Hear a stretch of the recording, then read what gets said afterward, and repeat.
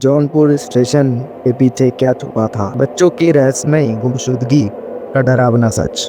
कभी सोचा है कि एक छोटे से गांव की शांत जिंदगी अचानक डर और सन्नाटे में कैसे बदल जाती है? यह कहानी है उत्तर प्रदेश के जौनपुर जिले के पास बस एक बेहद छोटे, शांत लेकिन रहस्यमय गांव की, जहां की आबादी गिनी चुनी थी और लोग सादगी भरी जिंदगी जीते थे। ज्यादातर किसान पढ़ाई लिखाई से दूर थे और पढ़ाई लिखाई की कदर उनको बहुत कम थी और अंधविश्वास की जड़ें बहुत ही मजबूत थी। गांव में एक स्कूल था, लेकिन बच्चों की संख्या इतनी कम थी कि लगता जैसे स्कूल सिर्फ औपचारिकता बनकर रह चुका है। सब कुछ सामान्य चल रहा था जब तक पहला बच्चा लापता नहीं हुआ। नाम था भीमा, उम्र 8 साल। स्टेशन के पास रोज दोस्तों के साथ खेलने जाता था, लेकिन एक दोपहर वो गया और फिर कभी लौट के नहीं आया। कहाँ गया वो? गेंद पटरियों के पास चली गई थी, वो लेने गया था और फिर अचानक ट्रेन आई और सब कुछ खत्म। गांव में अफवाहें उठने लगी, कोई चुड़ैल उठा ले गई, ट्रेन में आत्मा बैठती है, स्टेशन अपशगुन वाली जगह पर है। माँ बाप के आंसू सूख चुके थे, लेकिन उनके सवाल खत्म नहीं हुए थे। और ठीक 5 दिन बाद एक और बच्चा राजू उसी जगह से उसी समय के आसपास लापता हो गया। अब यह इत्तेफाक तो नहीं था, डर अब घरों के अंदर घुस चुका था। बच्चे अब खेलने नहीं निकलते थे, माएँ खिड़कियां बंद करने लगी, रात को स्टेशन की तरफ देखने से भी लोग डरने लगे। तभी कहानी में आता है दीपक। शहर में पढ़ाई कर रहा था, छुट्टियों में गांव लौटा था। जब उसने यह सब सुना तो उसने गांव वालों को सीधा सवाल किया, तुम लोग डर क्यों रहे हो? क्या कोई इस गांव के बच्चे को निशाना बना रहा है? लोगों ने मजाक उड़ाया, भूत की बात को तू नहीं मानेगा, पढ़े लिखे। लेकिन दीपक को बात कुछ और लग रही थी, कुछ डरावना सच, कोई सिस्टमेटिक प्लानिंग या फिर कुछ और। दीपक ने फैसला लिया, वो चुप नहीं बैठेगा। एक रात जब ट्रेन गांव के स्टेशन पर आने वाली थी, दीपक ने अपने दोस्तों के साथ मिलकर एक प्लान तैयार किया। स्टेशन मास्टर के कमरे में एक लड़की को छुपाया गया।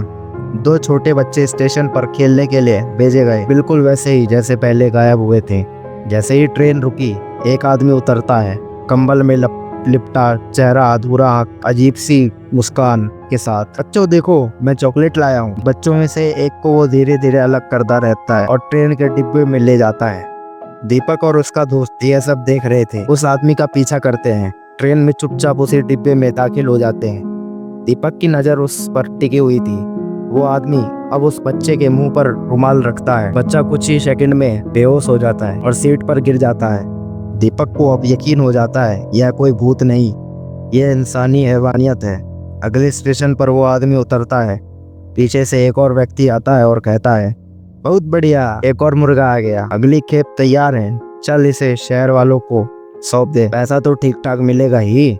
दीपक और उसका दोस्त उनके पीछे लग जाते हैं। एक सुनसान जगह, टूटी फूटी इमारत, जंग लगे गेट और अंधेरे में डूबी हुई एक कोठरी, जहाँ ले गया बच्चा। और वहाँ कमरे में दर्जनों बच्चे छुपे हुए थे। किसी के हाथ में पट्टी, किसी की टांग टूटी हुई, किसी के टांग कटे हुए, किसी के हाथ कटे हुए, कुछ इतने डरे हुए कि वो रो भी नहीं पा रहे थे। उनकी आंखें फटी थी, जैसे वो बहुत ही बड़े कष्ट से गुजरे हों। उनके चेहरे पर ट्रॉमा साफ नजर आ रहा था।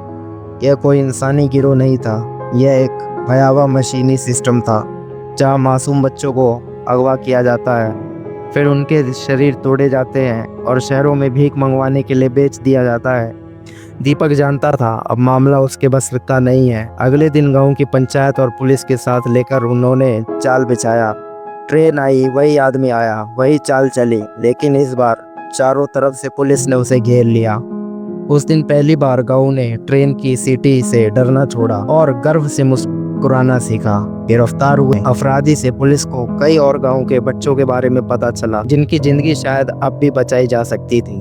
दीपक और उसका दोस्त हीरो नहीं बने, वो बने वह आईना जिसे गांव को सच्चाई दिखा दे कि कभी कभी डर भूत में नहीं, इंसान के चेहरे में भी छुपा होता है। अब यह गांव खुशहाल जिंदगी जीने लगा। गांव वालों को पढ़ाई लिखाई पे विश्वास वापस उठ पड़ा।